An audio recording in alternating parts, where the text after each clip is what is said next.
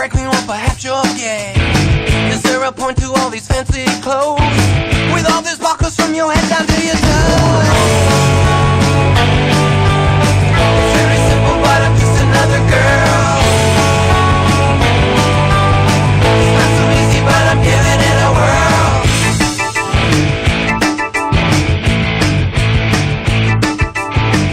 Is there something that you're trying to prove? With all the makeup and the way you move, are you looking for some sympathy? No, I'm trying to be the best girl I can be. It's very simple, but I'm just another girl. It's not so easy, but I'm giving it a whirl. Like my martini stride, cosmos I won't deny. Smoke those long cigarettes. Thank God I'm not dead yet. Done all these crazy things, short of a wedding ring. Just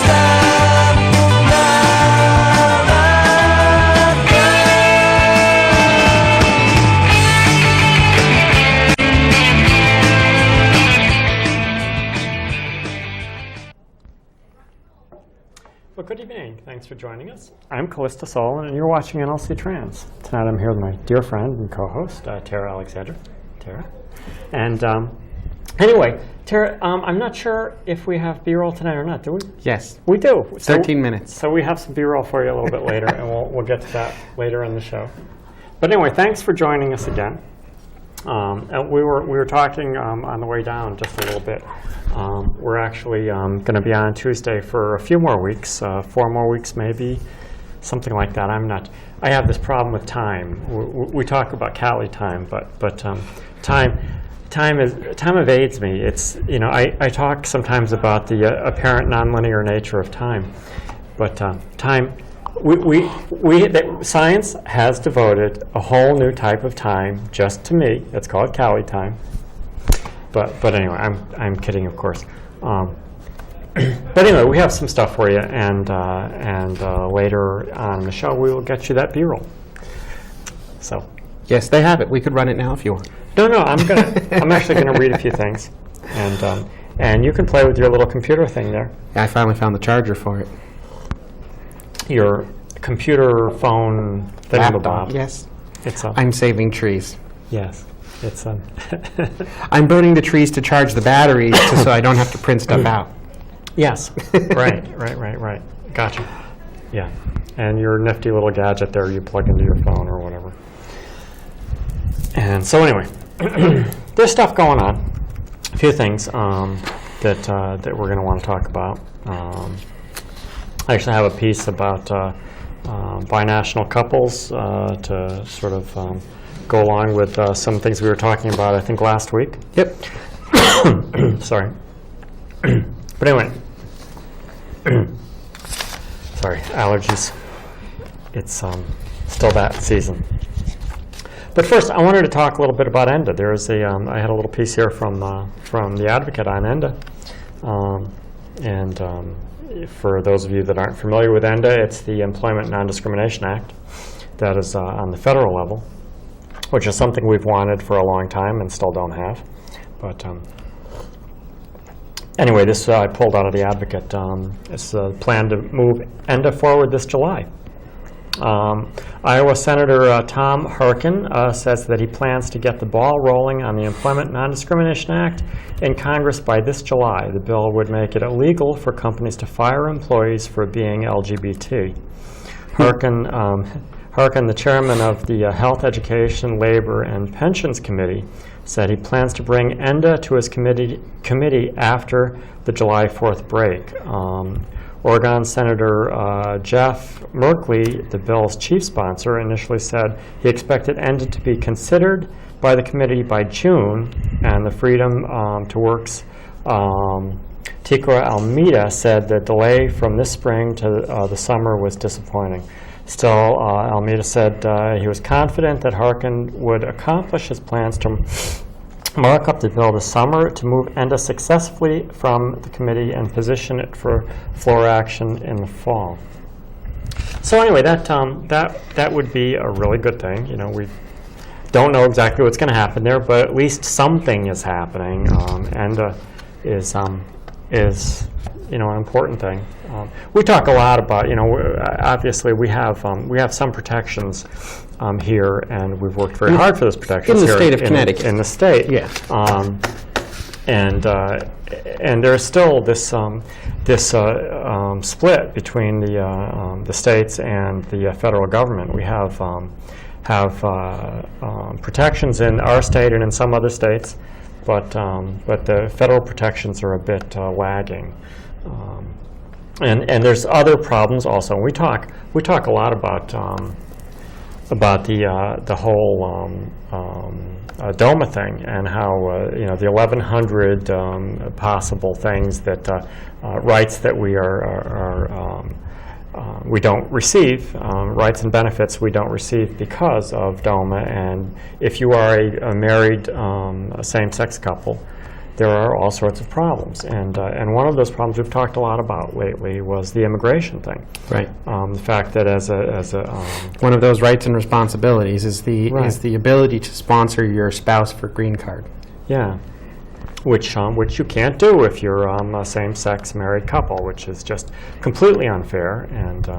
And recently, I think last week we were talking about a bit about this. There was the immigration reform sort of left out, is apparently going to leave out binational couples. Right. And I had actually a piece here. This is actually a piece from some binational couples who are now living in South Africa because of this. And there was actually a open letter here to President Obama. And I seem to have lost part of this, but I'm going to read it to you anyway. It's on the Advocate. I think it's just the signatures that I've misplaced. Okay. So I think it's okay, but I was going to read this to you. But this was about the binational couple issue, which is and we actually showed you a video recently about Yes. that, a heartbreaking video about a couple, one of whom is a British national. And is only allowed to stay a few months at a time. Yeah. And then he has to return to England and reapply for a visa so he can come visit his husband. Right. Which was last time was denied, apparently. Was denied, right. It's just crazy. Anyway, this is from the Advocate. Several binational gay and lesbian couples now living in South Africa penned a scathing open letter to President Obama Saturday, asking the Commander-in-Chief for an explanation as to why his administration advised Senate Democrats to drop an LGBT-inclusive amendment from the pending immigration reform bill. Democrats of the Bipartisan Gang of Eight committee debating the bill last week said they believed Republican threats to filibuster the sweeping immigration reform bill if it included protections for Americans married to someone of the same sex. Dan Brotman, a gay man originally from Lexington, Massachusetts, reached out to the Advocate to share the open letter he and several other binational LGBT couples living in South Africa wrote, demanding answers from the president. South Africa was the 5th country worldwide and the first nation in Africa to legalize same-sex marriages when it enacted the Civil Union Act in 2006. Asking for a meeting with Obama when he visits South Africa next month, Brotman and his allies want the president to meet couples whose futures now solely depend on the Supreme Court's ruling on DOMA, and whom your administration traded as a bargaining chip for political expediency. Brotman writes that Obama and congressional Democrats caved into bigotry by asking Leahy to rescind an amendment he proposed that would essentially carve out an exemption to DOMA and allow legally married binational couples to sponsor their foreign-born spouses for citizenship the same way heterosexual Americans can. Anyway, I'm going to read this letter to you just because this is an issue that I obviously it doesn't really affect me because I am not part of a binational couple, and so I don't it doesn't really affect me, but it breaks my heart to see what's happening. And you marry somebody, you love somebody, you marry them, and then they get snatched out of the country because you can't sponsor them. It's just not fair. So anyway, this is the letter. Dear President Obama, due to the exclusion of same-sex binational couples in U.S. immigration law and your administration's decision to enforce the Defense of Marriage Act, we have been given no choice but to reside outside the United States. Since 1999, South Africa has allowed its citizens and permanent residents to sponsor their same-sex foreign partners for residency. In the absence of the same protection under U.S. law, South Africa became the only country where we and our partners could legally live in the same country. Despite your recent statement that I think that this provision is the right thing to do, it has been reported that your administration nonetheless advised Senator Patrick Leahy to not call for a vote that would have protected our families and ensure our swift return to the United States. The inclusion of same-sex binational couples in comprehensive immigration reform was our last hope should the Supreme Court uphold the Defense of Marriage Act next month. We have been failed by both the Senate and the Democratic Party. The latter we expected to support us during our greatest moment in immigration reform history. We would love nothing more than to have the fundamental right to live in our own country with our partners, where we would be creating jobs and contributing to the economy and society.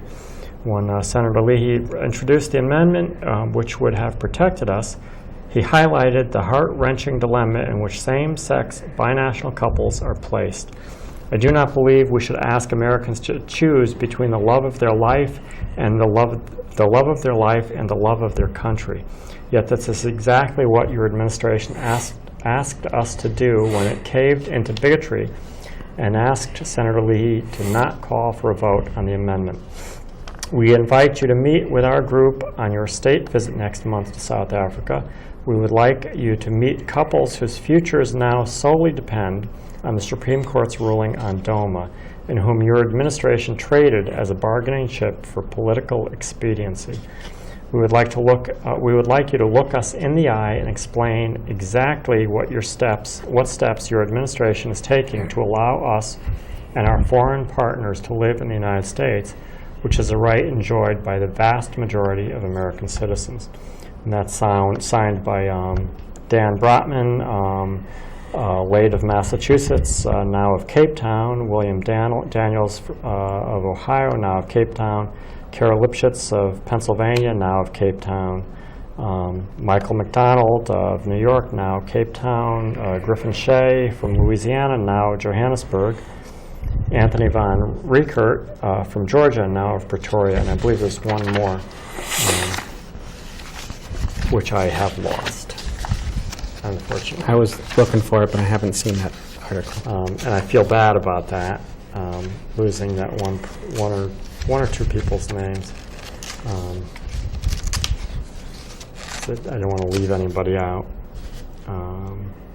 And also Nicole Wallace from Tennessee, now of Cape Town. So anyway, that was the open letter, and it's just it's sort of near and dear to my heart, just because it's such a horrible thing, and it's just so unnecessary and crazy. I mean, we talk a lot about immigration and about protecting our borders and all that nonsense. This has absolutely nothing to do with any of it. It's simply a matter. Well, it's not. I mean, it's not even at this point. It's not even an immigration issue. Right.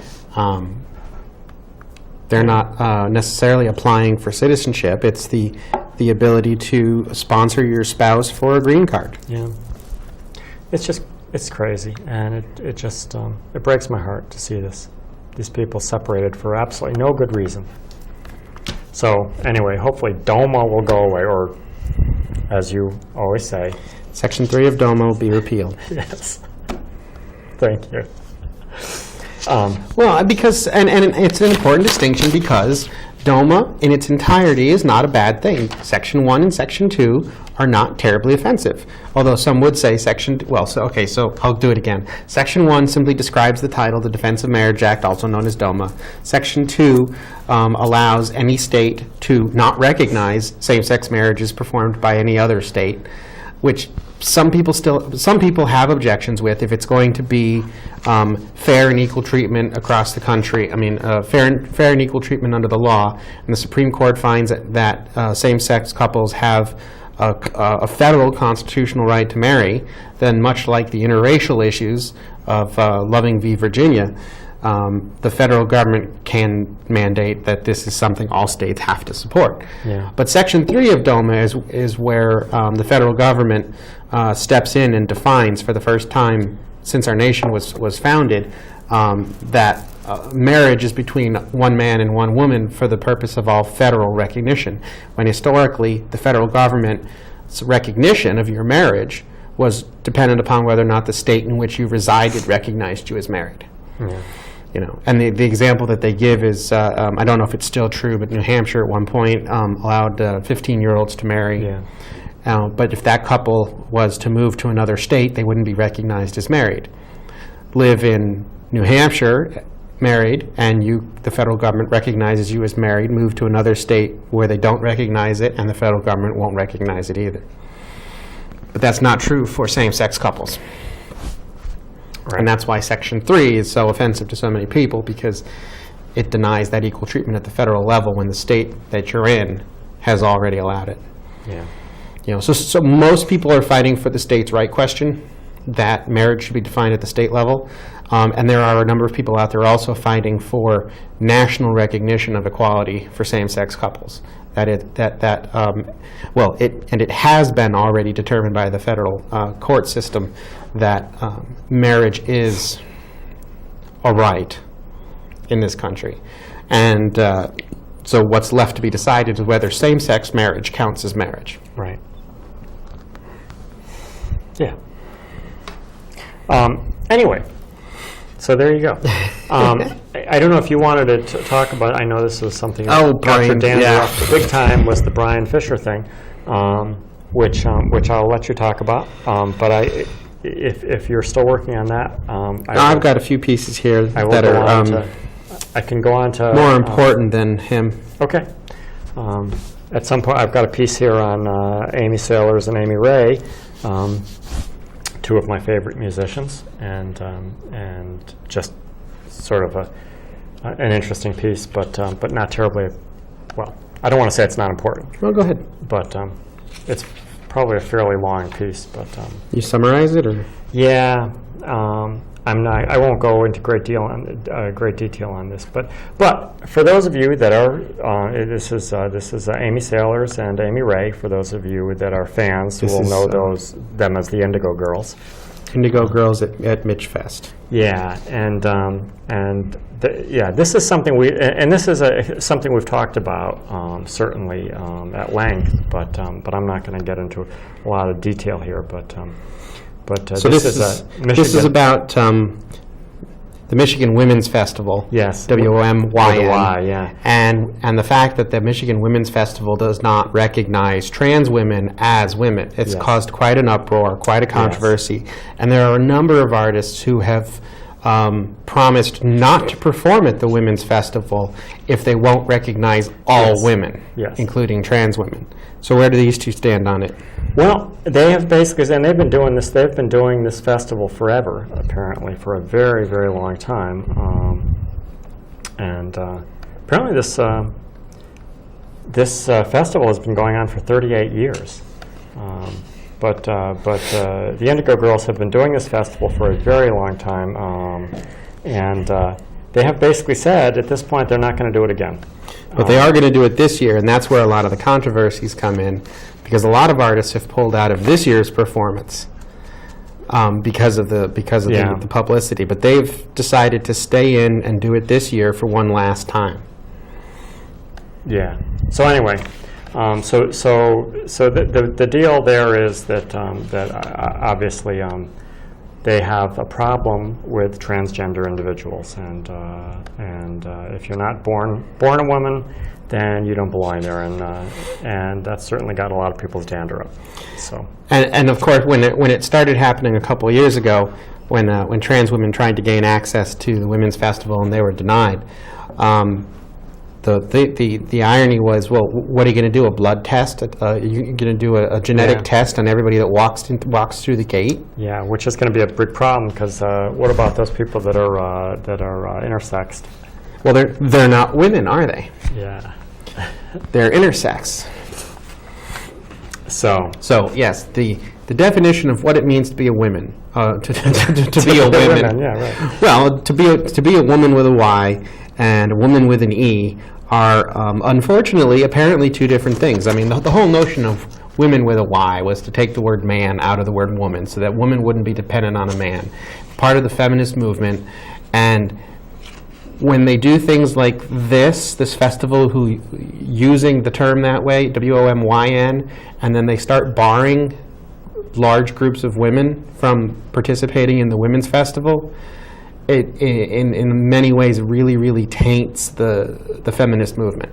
Yeah. I know part of the argument they make is that they want to make sure that women have a safe space and that they don't feel influenced by non-women, that they don't feel threatened by non-women. And it's, unfortunately, now they're on the other side of the coin, being discriminatory towards people who are women that maybe just didn't start out with the right body parts. Yeah. And, it's an interesting thing, that women with a Y thing, that we don't want man in the name. Okay. I have a slight issue with that, because the truth of the matter is that man refers to all of us, and women are just a special kind of man. Right? I mean, you can make it's a matter of language, and you can make all sorts of arguments about that. It's one of those quirks of English, right? Yeah, and everybody gets all excited about stuff like that, and I think I sort of. I remember for a short time when I was in middle school, late elementary school, there was a part of the PC movement that we were talking about, male person, mail carriers, right, letter carriers, mail carriers, and it got so out of hand that there was a spoof going around where they were talking about the expansion of the Roe person empire into Turkey instead of the Roman Empire. The Roe person. The Roe person empire. Oh yeah. Because there were women in that empire, damn it. Yeah. But I know it's just kind of crazy, and So it can go to an extreme, but certainly. I understand, but yeah. I think it's a little bit. I think it's a little bit overboard. I did find a thing here on. I've got a bunch of things. But I don't know if that's you saw the one. this. Yep, that's one of them. Were you going to talk about this? Oh, you can if you want. I just had a real short piece on this, but this was about a new anti-gay children's book. It's called God Made Dad and Mom.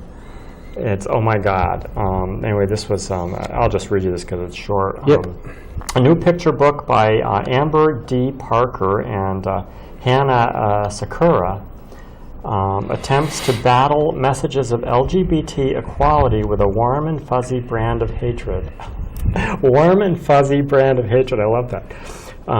This was from Good As You, which is apparently a publication that I'm not familiar with. But endorsed by the American Family Association, God Made Dad and Mom tells the story of a young boy named Michael who prays for his classmate Jimmy and his two dads to learn the truth about how God made them after a trip to the zoo, where he's told all animal families consist of a male, a female, and their offspring. Anyway, so this was just kind of crazy. God Made Dad and Mom. It's a kid's book. So we're going after the little ones now, trying to teach them that. Well, that's been the criticism all along, is that the homosexual agenda goes after the youth and tries to convert them into a homosexual lifestyle. Yeah. And you know what? God bless them, because every point of view has a right to speak their mind, to publish their books, to put them in the bookstore. Of course they do. God did make mom and dad, Absolutely. but God also made Jimmy's dad and dad. Dad, and mom, and all the rest of us too. and yeah, you know. And for the last, maybe not the last, I wish it was the last, a family does not need to be defined as requiring children. You're right. Right. Marriage in this country has never, ever, ever been defined as requiring children. The ability to have children has never been a prerequisite for marriage. People have never been denied marriage licenses because they were infertile or aged. Yes. Anyway, Yes, so that was that's I found that thing on that new book. It's there's a nice little picture of it here, but I can't show that to you, but because it's small. But Well, the and you don't want to know. It's funny. On this, they sure look like a biracial couple to me. actually they do, don't they? So that's okay. That's okay now. Yeah. I know. Biracial, interreligious. But on the previous book, that was no good. Yeah, that's right. In the last iteration, that was no good. So yeah. God made mom and dad white. That was the last book. Yeah. Anyway. So what I have here is for any of the comic book fans out there. Archie Comics introduced a gay character called Kevin Keller, and Kevin Keller got his own spin-off series. And Kevin Keller gets into a controversy over kissing his boyfriend in an upcoming issue. Wow. In a storyline that satirizes real-life objections to Kevin's presence in the comic world. So the real-life objection to the comic book character Kevin in the Archie universe is being satirized in a Kevin Keller episode. Issue 10, coming out August 7th, Kevin kisses his boyfriend Devin at a dinner. And another patron, quote, gets very offended and kind of pitches a bit of a fit. Kevin's friend Veronica, who we probably know. Yes, we know Veronica. I remember Veronica. I haven't seen Veronica in eons. Veronica was the brunette, right? I believe, yes. Yeah, I think. Kevin's friend Veronica captures the incident on video, which she immediately puts online, leading to more debate. The author-artist Dan Parent said he came up with the idea for the story after the right-wing group 1 Million Moms objected to a comic depicting Kevin's future same-sex wedding. The group lobbied Toys R Us to not display the issue prominently, but the retailer refused, and the issue eventually sold out its print run. Wow. The kiss plotline is a playful joke at the Million Moms action, he told the AP. That's cool. Anyway. And I suppose that in way of little announcements, we've talked here before about the effort to get a New London Pride event underway. The group that had their public meeting last week on the 22nd, I think it was, has officially voted on a name. They'll be called OutCT. They're putting together online resources now so that people can get connected. Their vision is celebrating a community that honors and recognizes the diverse spectrum of gender identities and sexual orientations. Their mission statement is to build a community through educational, cultural, and social programming that promotes acceptance, tolerance, and understanding of all sexual orientations and gender identities. And so their first fundraiser, which I have to find now, their first big fundraiser is, I think, June 14th at Frank's Place. So I'm going to go find that while you read your next article. Okay. So yeah, so basically we'll keep you posted on more news. Constance has agreed to come or send someone to the show, probably later in June when they start getting things more finalized. They're still trying to do a out at the beach day for GLBT families and friends. They have all kinds of events that they're lining up for that, for bouncy houses. There's a hula hoop dancer that they've got lined up. Really? Oh yeah, she seems pretty incredible from the online video. And just all kinds of events and stuff throughout the day. There's going to be a picnic, and it's going to cost a few bucks for picnic tickets. But it sounds like it's going to be a lot of fun. And then they're trying to plan an art show, and I think they might be doing a 5K run, as well as things like the night at Frank's place. Yeah. So we'll keep you posted as we learn about them. But it sounds like that OutCT is going to be doing a lot of social programming over the next set of months in preparation for the 2014 NL Pride. Yeah.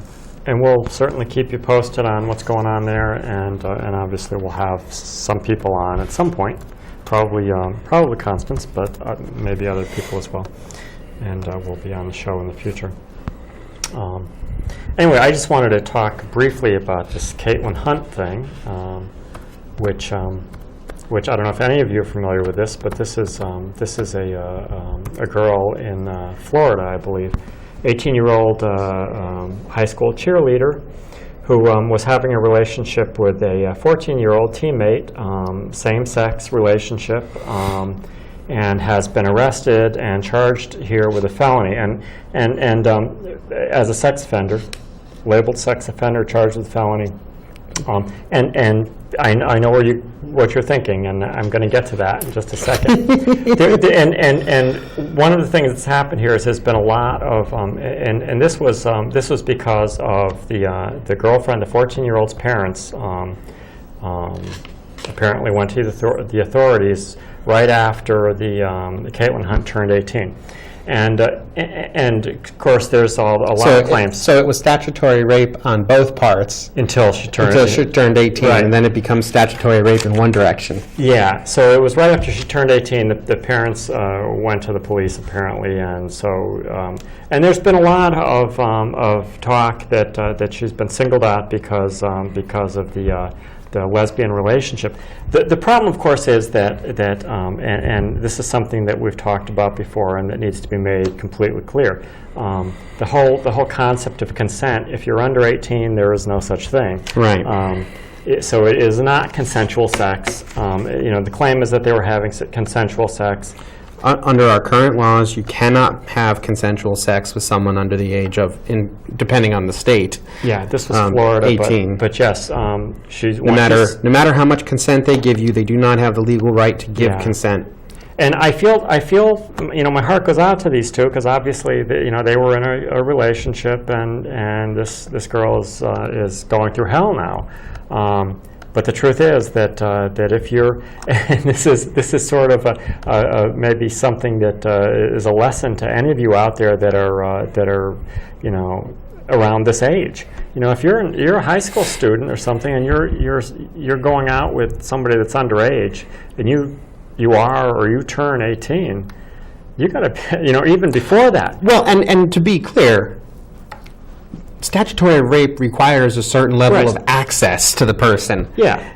Going out, going to the movies, holding hands, kissing is not going to get you arrested for statutory rape. But if you're having a intimate relationship with somebody that's underage, guess what? That's not consensual, and that can land you in jail. And I mean, so the irony here is, and I've heard this kind of story before, when both kids are underage, both kids are guilty of statutory rape. But it sort of becomes a wash because neither set of parents wants to put their own kid through it. So if one crosses the line first... Yeah. And so, it's a really unfortunate thing. And apparently she rejected a plea deal. They were trying to give her a plea deal to get her off a little. She still would have wound up being on the sex offender list. But she didn't want to take that. But statutory rape is a felony. Yes, it's a felony. And so she is apparently going to go to trial with this. And unfortunately, I suspect that, I don't know. Well, here's the thing. I would be willing to bet she's found guilty of statutory rape and the sentence becomes something lenient. Because just being on the sex offender registry at 18 is going to be and having a felony rape charge on your. Yeah. I mean, at where I work just recently, we tried to hire somebody who had a felony in his background for a credit card misuse, for credit card fraud, 20 years ago. He cleared the DoD security clearance because he was upfront and honest with them about everything that happened. But the place where I work, as a contractor, the company for which we work as contractors rejected him for that reason. So, it's very interesting. But a felony charge means she's going to have to put that down on every single job application and college application and everything else. Yeah. So I wouldn't be surprised if she gets found guilty and the sentence is lenient. I agree, and I think the sentence should be lenient. But I personally, I think she'd be better off with just the being on the sex offender list and not with and not because she's going to get the felony. I think it's pretty much a given. And one of the reasons that I wanted to talk about this was just because it's an unfortunate situation. Be careful. And there was a lot of talk, and we're going to run out of time. We're going to run out of time. But there was a lot of talk. She was saying that this was just because they were lesbians, and the truth is this happens to heterosexual couples all the time too. Well, her partner's parents may have only pushed it because they were lesbians. Yeah. If the 14-year-old was going out with an 18-year-old boy, they may not have pushed the issue. And that's very possible. Or they may have. I don't know. We can't know that. But yeah, we're going to run out of time if we don't start the B-roll. So here you go. So here you go.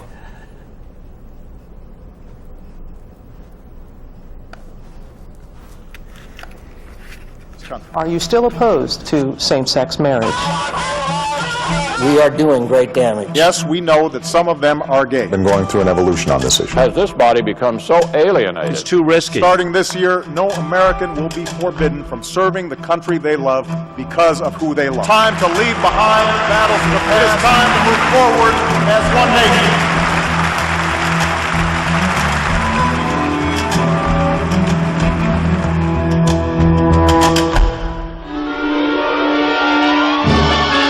Hundreds of thousands of young Americans were being called to service by the draft and were making their pledge to defend with their lives the freedom into which they were born.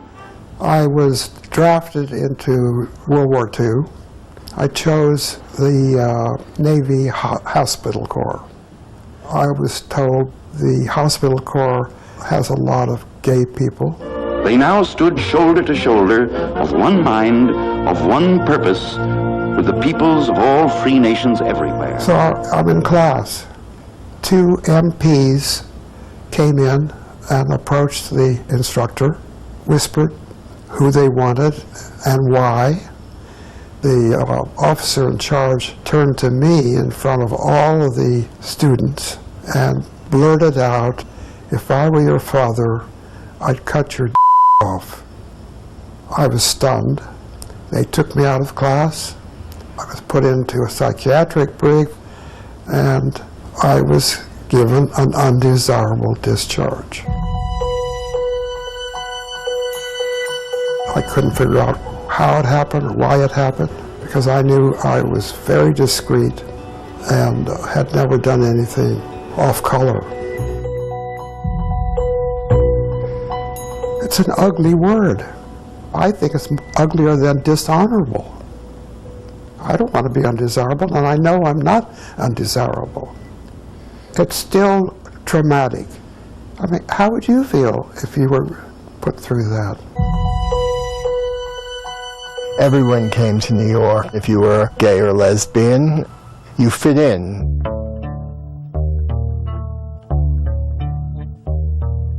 So the Stonewall opened and slowly became the largest gay bar on the East Coast.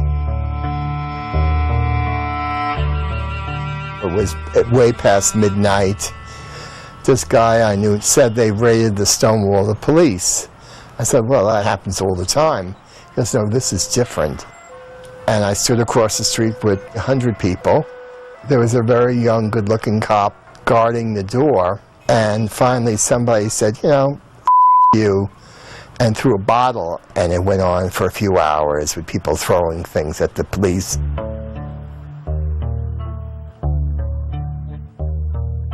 Gays never fought back. Why didn't they fight back?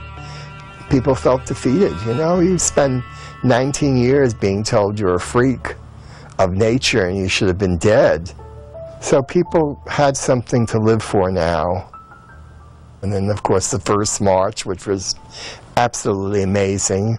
The thrill of marching up 6th Avenue, not knowing what was going to happen. We were all on our edge. And this huge cheer arose. And the cheer just, it was like a wave. It swept back over our heads and went all the way down 6th Avenue. And people were cheering. It was wonderful. It was wonderful. It's an amazing beginning of a new era.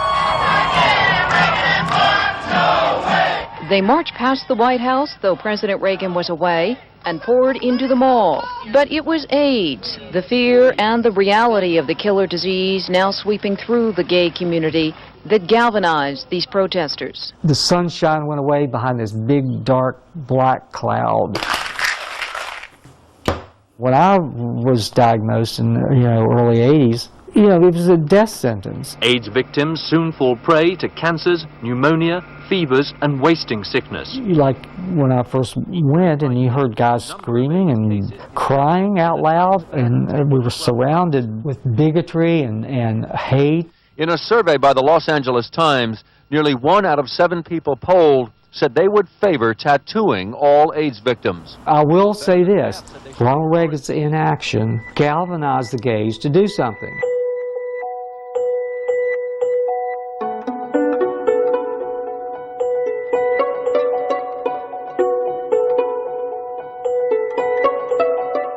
Why I didn't go into full-blown AIDS, I have no clue. Why am I here? What right did I have to be here?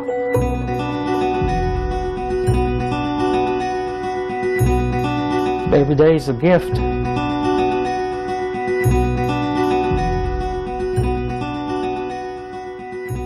Mr. President, are you still opposed to same-sex marriage? I've been going through an evolution on this issue. And I had hesitated on gay marriage, in part because I thought civil unions would be sufficient. We found out that wasn't right. Were you one of the first couples fighting for the marriage benefits as far as military? Yes, that's what we're fighting for, and obviously for our family, time is of the essence.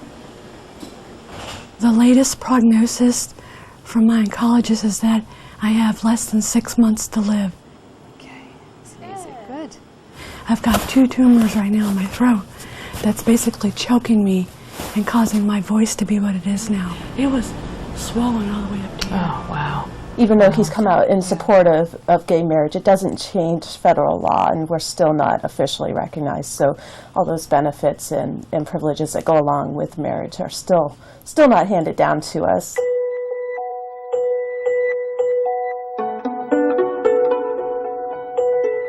I'm going to fight this every step of the way, but how do I take care of my family?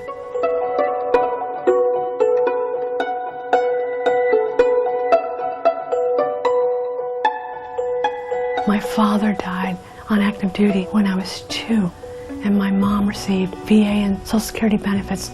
So those were the benefits that I was concerned about and wanted to fight for, to make sure that Karen received those benefits if I was to die. When I think about those soldiers or airmen or Marines or sailors who are out there fighting on my behalf, and yet they're not able to commit themselves in a marriage, it is important for me to go ahead and affirm that I think same-sex couples should be able to get married. It's been difficult because we're very patriotic. How come? Because I love you. She's put her life on the line for her country, and she's not recognized equally.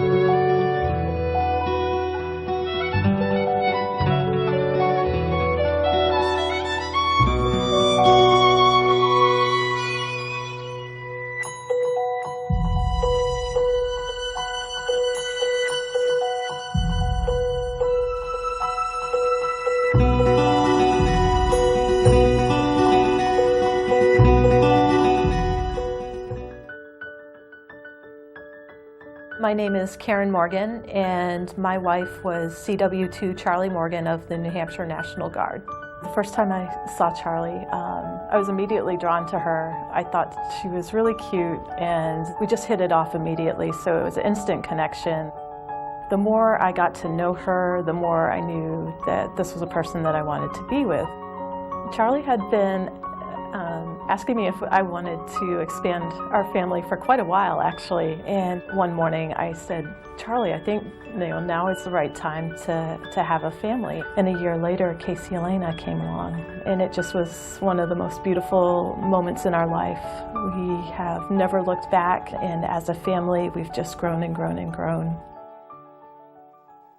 Charlie passed away on February 10th of this year. She was initially diagnosed with cancer in 2008. She deployed that following year. She had only been back for 20 days when she got a re-diagnosis. We had a long time to get used to the idea of saying goodbye, but there's nothing you can do to ever prepare yourself to actually do that. Charlie learned that if she passed away and we only had a civil union, I would definitely not be recognized as her spouse. She was really afraid of that because she wanted to protect our family. She wanted to make sure that Casey and I had the benefits that we needed to survive after she was gone. Well, welcome back. Hope you enjoyed that. Anyway, yeah, it's an unfortunate thing. Obviously, this person passed away, and Charlie Morgan. And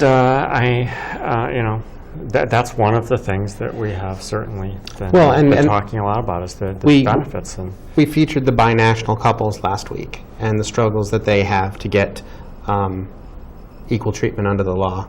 And so this one kind of hit close to home because, a lesbian couple, legally married in their state, even had a daughter. Yeah. And Charlie was in the military, and she served her country. And at no point was her wife allowed to, well, as she said in the video, had to sit outside the PX, had to sit outside and wait while they went into the PX because she's not recognized as a wife by the federal government because of Section 3 of DOMA. Yeah. Lots of things that happened that she was excluded from, and now that her spouse is gone, none of the survivors' benefits are available to her. Not the least of which is, the military funeral where they hand you the little tri-folded flag. Yeah. That can mean a lot to someone, especially a patriotic family like that. But then you have all the financial stuff that goes on to happen. I mean, how does the government see the little girl now? Yeah, good question. Good question. But anyway, so yeah, it was important to highlight another aspect of how DOMA is tearing families apart. Yeah, it's just not fair. And this. We hear this stuff all the time, and it's just not fair. So hopefully this will change. And the Supreme Court did review the case in March 2013, and I think they're expected, I don't remember the date now, but I think it's sometime late June 24th or something, that they're expected to, or July even, to release their ruling. So they've already made it. It's just all been sealed. Yeah. So it'll get released to the public, and we'll find out if Karen will be eligible for any of Charlie's you work and you work and you work and you work, and none of your benefits can your family take advantage of. Yeah, it's not right. And it just so happens because you work for the federal government. Yeah. So we'll see what happens, but yeah. But anyway, we are like out of time. Yes, we can. So we will have to go, but we will be back next week, same time. We'll be same channel. Yeah, we'll be here for a little while longer, and then we'll be moving back. Same to tall time, same tall channel. Exactly. But anyway, so thank you so much for joining us, and we will see you next week. Bye-bye.